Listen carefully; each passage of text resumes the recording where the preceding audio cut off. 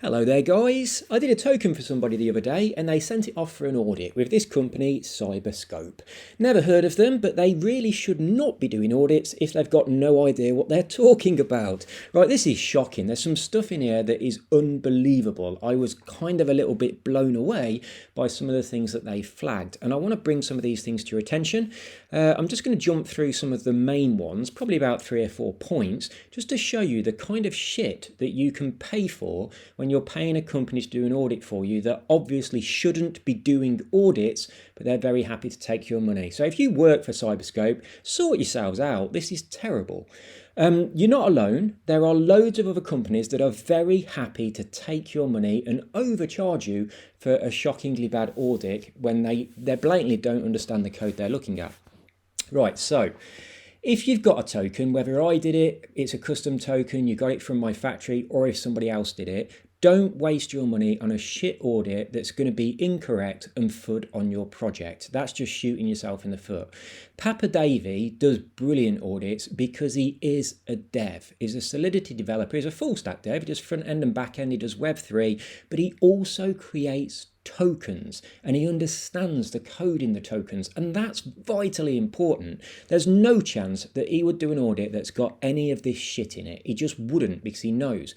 Also, it's worth mentioning that I once got an audit done by Certec that cost about 20 grand, and they flagged something in the audit that was incorrect. They'd made a mistake. They didn't understand the code, and their recommendation would have caused an exploit in the contract that would have allowed people to buy and sell tokens without paying a fee. I complained about this. We had to pay 10 grand to have, actually, I think the original cost might have been 40 grand, not 20, whatever it was way over the top. We had to pay 10 grand to have a follow-up video meeting with Certec where I talked about this point, and they still didn't remove it from the audit. Absolutely outrageous. So yeah, I recommend Papa Davey. I have worked with him on loads of different projects. We've made tokens together. He's audited things for me. He's created dApps for me and all sorts of stuff. So this is the only person that I would recommend for an audit. He's also a nice guy. So if the audit came back and there was some kind of issue, you could say to him, hey, there's a problem here. You wouldn't have to pay any more money, and he would fix the problem if he'd made a mistake. He wouldn't charge you 10 grand. In fact, he wouldn't charge you 10 grand for anything. He's got extremely reasonable prices. He genuinely believes in the goodness of crypto and trying to protect you guys.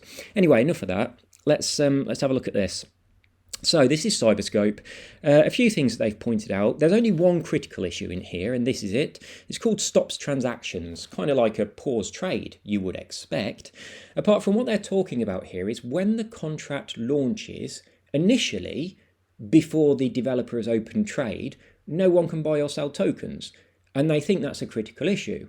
Now, the reason for this is the owner has to set up the contract properly, has to set the fees, the wallet limits and all of that kind of stuff, might need to do some airdrops, might be doing a pre-sale, but he doesn't want anyone to be able to set the price on the liquidity pool and completely wreck the launch. That would be a nightmare. So trade is closed, but the owner can move tokens around, and he can also give other wallets permission to move tokens as well, which is also important for things like pre-sales. These are all things that are very important.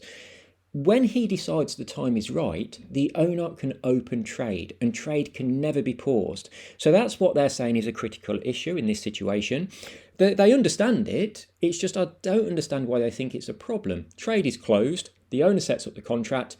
He opens trade when he's ready. Trade can never be closed again, and everyone can buy and sell. So that's what's going on, and they think that's critical. I think that's a bit weird. But I tell you what, it gets a lot worse. Right, this is another one here, a price volatility concern. The way my contracts work is that there is a trigger, like a counter, that triggers the fees to be processed. So when we take fees off people, we don't process them straight away. We take the fee in tokens and we pop them onto the contract itself, so they accumulate inside the contract. Now on my contracts, there is a counter that counts 10 transactions, and then it triggers a function to process those fees. You can change that number if you want to, and what they're complaining about here is if a owner decided to change that number to something really, really high, say 1,000, the contract wouldn't process fees, and then all of a sudden it would do a massive sell on the chart, processing far too many fees. So they've actually put a recommendation in here, which is very sensible. they've said the recommendation would be a suggested implementation could check that the maximum amount should be less than a fixed percentage of the total supply. That's a good idea, isn't it? Well, it would be a good idea if I hadn't already done exactly that. And to add insult to injury, they've actually copied and pasted the code where I'm doing that. So they've flagged something in the contract and said it'd be better if you did this, and then showed the piece of code where I'm doing what they're asking me to do. It's like, how blind are these people? So I'll just talk you through this little bit of code very simply. This is the way it triggers the contract to process the fees. It only does it if there's some tokens that need to be processed, so it'll only do it if there's more than 0 tokens sitting in the contract. And then, don't worry about that line, that's something different, it's just this bit here. It says if the number of tokens in the contract, like the contract tokens, is less than or equal to the maximum permitted transaction, that's like the maximum number of tokens anybody can buy or sell, then process them. However, if there are more tokens, then don't process all of them, just process up to the maximum transaction. And that prevents the exact problem that they're talking about. The code is right there. They've put it in the audit and just not even realised it. So that's crazy. Right, the next one I'd like to talk about is this. This is fucking revolting that they've put this in here. I am aghast that they have done this. First of all, it is wrong. What they're saying is absolutely incorrect. God knows where they got this impression. But secondly, if what they're saying here is true, this isn't a minor informative problem. This would be a seriously critical issue. So this is what they think is happening inside the code. The contract owner has the authority to transfer funds without limit to the team wallet. No, he doesn't. That cannot happen.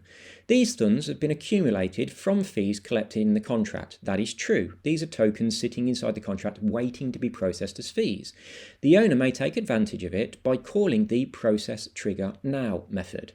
Now, we talked just a moment ago about my contracts will process the fees when the trigger point is hit, which by default is set to 10. Imagine yours is set to 20, and there's some fees that need to be processed, and you don't want to wait until the contract reaches those 20 transactions. You want to process them now. That's what this function does. It actually takes those accumulated fees. You can set a percent. Look, you can put in the number you want to process. So you could just say, just process half of them. But anyway, it sends that amount of the tokens into the function that processes the fees. It doesn't send them to any team wallet. It sends them into the tokenomics that get turned into marketing or auto liquidity or however you have your contract set up. There is nothing in this contract that allows the owner to remove some funds, whether in the form of BNB or tokens or anything else, straight to their own wallet. That would be stealing from your investor. This is outrageous that they've put this in here. And I mean, they even think it's just a minor issue. No, that would be a seriously critical issue because the owner would be stealing the investor's money. What the fuck are they talking about? That's just shocking. Right, Papa Davey, if you're watching this video, and you should, like, can you believe this? Can you believe that that's what they think this function is doing? They've even highlighted here the function that it sends the tokens to, but they didn't bother going to check what that function is or what it's doing. It certainly is not transferring funds without limit to the team wallet. What a load of cock. Fucking idiots. Right, next. The guy paid for this shit. Right, the next one. Okay, this is something that I really wanted to talk about. It's actually the main reason I'm making this video. They consider this to be a minor issue. I consider it to be a critical issue. They are suggesting a possible solution, which is to include a certain function inside the contract. I suggest a different solution, which is exactly the opposite of that, and to make sure that if you've got that particular function in your contract, to take it out. So I am completely 180 degrees, exactly opposite to their recommendation here. And the reason I wanted to bring this one up is that these guys are not the only people suggesting this. All audit companies seem to want you to do this thing. Now, this is something that I used to do when I first started making contracts, and then I realised how much this can be exploited, and I stopped doing it. But Pretty much every single token out there that I didn't do the contract on has the function that these guys want you to include. So I want to explain what it is and why I don't include it and what it does and how it can be abused. It can be abused intentionally, or it could actually be abused accidentally by a developer just doing something by mistake. So what this is, first of all, they actually made a mistake here. There's two things they're talking about, and one of them is just a mistake. The other one is just some stupid advice. So they're talking about the liquidity pair and the router address being set inside the contract, which is what I do. Now, the mistake that they've made is that the liquidity pair can't be updated, which it can. So people can add as many liquidity pairs as they like, which means that the token will work on any decentralized exchange and it will all be fine. So that's the bit they didn't understand because they don't understand code. So that bit's a mistake. So we'll just push that aside for a moment because I want to focus on the bit that they think they understand, which I think is critical. They think is just a minor issue, and all audit companies say this. They have a problem that I am setting the router address in the contract. I'm hard coding it, and the function they want me to include is to allow people the ability to change that address.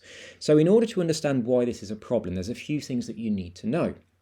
First of all, this hard-coded address is only ever used when the contract processes fees. What the contract does is if it needs to get some BNB for your marketing wallet, it sells tokens and it uses that hard-coded address to do so. Now the address is PancakeSwap version 2. We have to use version 2 because version 3 doesn't support fees on transfer. So we've got to use version 2. But they want us to allow people to put in a different address there and update it. If you put in any address whatsoever that is not a router that supports your token, that also contains your liquidity pair in a pool, then when the contract tries to run that function and process the fees, it will fail. So for example, if you put your own address in there or any other just random wallet address, that function's going to fail. Now this is why that is a really serious problem. The contract accumulates fees until it hits a point where it wants to process them. But it can't do it by itself. It needs to be triggered by somebody selling tokens. And this is vitally important. So if a person is buying tokens, it can't trigger this action. It just doesn't work. It can only be triggered by a person selling tokens. And this is why sometimes you see two sales on the chart in the same second. The first one is someone selling the tokens, and that triggers the contract to process the fees. So the contract also sells tokens, and you see both transactions in the same second in the same block. That's what causes that. Some people don't understand it. They think it's a bot, but it's just the contract processing tokenomics. So I want you to think about the way this works. All functions inside Solidity have an atomic structure. They either do everything or they do nothing. So if they start moving down through the function and doing various things, and then part way through it, before they get to the end, they stumble into something that causes a problem that cannot be done, then the entire function, the entire process is reset. So that means if the contract cannot process the fees because we've got the wrong address as the router, then the person that triggered the contract to try and process the fees, they did that by trying to sell some tokens. That transaction will be reverted. So they're trying to sell tokens completely innocently. They're on PancakeSwap or PooCoin or wherever, and then this error message comes up saying transfer from failed. They've got no idea what it means. It's a completely useless error message. And in this particular case, it would mean when you were trying to sell tokens, you triggered the contract to process the fees. However, when the contract tried to process the fees, it sent some tokens into an address that's not a router. It doesn't even add a liquidity pair. So we tried to sell them and it didn't work. So that failed, and therefore we've reverted your transaction. So your attempt to sell your tokens has also failed. Now, if a person was buying tokens, that doesn't trigger the contract to process the fees. So that's going to work fine. The buys will work fine. But if the contract is waiting to process fees, every time a person tries to sell, the same thing will happen. Now we've got a name for that, haven't we? That's called a honeypot. So these guys, and plenty of other audit companies too, they want a function inside the contract where a corrupt team could enter any address that they like into that function, and that will instantly transform their token into a honeypot. And I tell you what, almost every token that's out there that I didn't create, and some that I created when I first started, they've got that function in them, and at any moment they can be turned into an instant honeypot. I don't include that function anymore, and I'm sure you can see why. The possibility of that being abused is immense, and it's catastrophic for the holders. It just means they're going to take all your money, they're going to carry on selling tokens, people will carry on buying tokens, they'll carry on making money, and then the dev can just take it all because you can't do anything. So shocking, absolutely shocking. It's also, of course, worth mentioning, and I did touch on it a little bit, that address that a team that is genuine might be putting into that function just to update the router, they might do the wrong address. It's not easy to find the correct addresses when you're looking at different things. Sometimes you get the wrong one. If they put the wrong one in, they wouldn't know that it's caused a problem until the contract tries to process fees. So they could have 10 sales go through perfectly fine and an unlimited number of buys, and they could think everything's fine. And then, hours or maybe even a couple of days later, all of a sudden the contract don't work and it's turned into a honeypot and they've got no idea what's happened.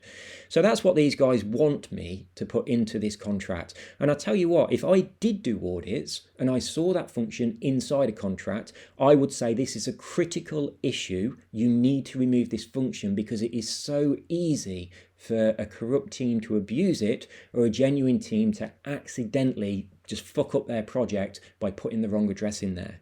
So there we go, that's just a few points. There weren't many other things on this, to be honest. There were a couple of things that talked about gas optimization, things like that. There was something that said there was an event, like an emit missing. Those things cost gas. You don't have to emit an event every single time you do anything. If there's a transfer of tokens, great. Emit an event, that's important. There's a balance change. If someone buys or sells or anything like that, you've got to put this stuff out there. If you update your fees, you've got to emit that. You've got to let people know about that. But there are certain things that people just don't need to know. And they've flagged a few of these up saying, the emit is missing. Not only do those things cost gas, they increase the gas on deployment, they increase the gas when the function's being used, whatever that function might be. Hello, little pussycat. Meow. I'm looking after this cat, it's so sweet. That's what I do now. I live in other people's houses along the south coast. I'm currently in Hove, and I look after people's animals. It's my last day at this house sit, and the cat knows it. It's been so clingy. Haven't you? Haven't you, Olga? Olga's a weird name for a cat, but she's a really sweet cat. Anyway, that's it really. That's my rant over. I find it outrageous that these companies are very willing to take your money and then they churn out some shit like this. As I said before, I don't do this. I don't do audits. I'm a better bloody developer than these guys are. I understand the code a lot better than they do. If somebody had sent me this contract, I wouldn't, be writing these kind of things about it because a lot of it's complete nonsense. But a lot of developers code in different ways. If there is a corrupt developer that is trying really hard to hide some backdoor in a contract and I don't see it, and then I give that contract to, pass them with an audit and people buy that token, I couldn't live with myself. So I can't do that. That possibility just scares me too much, and I don't want to do that. It's real people's hard-earned money that's at risk, and I wouldn't like to be the one saying, yeah, go ahead, you can buy this token, and then it be a problem. Equally, on the flip side of that, the teams that create these tokens, that's their business. And when someone creates an audit and they don't really know what they're doing, and they create some audit that FUDs on a project by saying something that's nonsense, like the team can transfer the funds to themselves without limit whenever they want, what a load of bollocks. Right, that's FUD. And the people that are the owners of that project, the team, they should be able to sue companies like this for saying that kind of shit. It's defamation of character, it's slanderous, it's outrageous. There are people that would buy this token, they would check the audit first of all, read the audit, and then say, well, I'm not buying this token. The owner can just transfer funds to themselves whenever they like, and there's all these serious issues with it. They can stop trade. It's just... that might put someone off buying that otherwise would have bought, and that's not acceptable. So for those two reasons, protecting the team and also protecting the investor, I won't do audits. I think I could do a bloody damn sight better job than these guys and also most of the audit companies out there, but I just wouldn't do it. It's too much weight on your shoulders, it really is.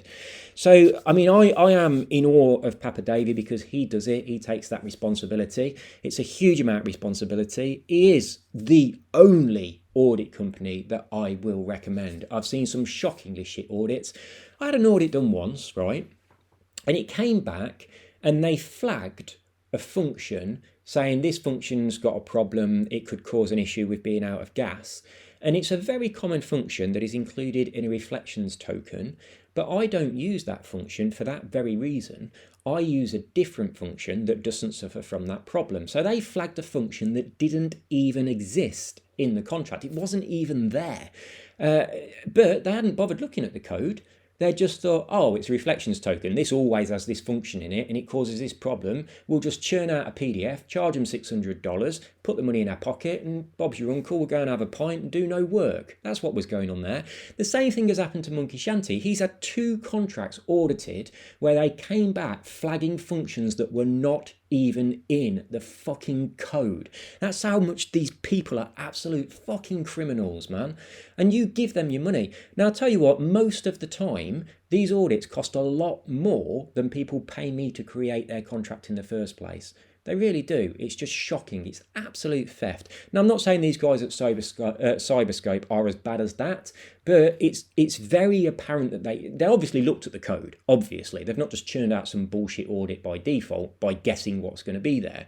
They're not doing that. They're not like just utter scummy criminals, but they obviously didn't understand the code well enough to be able to create an accurate audit, because there are things in here that simply are not correct. And the shocking one is where they think that there's a function in there that enables the team to just transfer funds into their own wallets. That's outrageous. And I mean, if you read an audit and it said that, would you buy the token? I bloody wouldn't.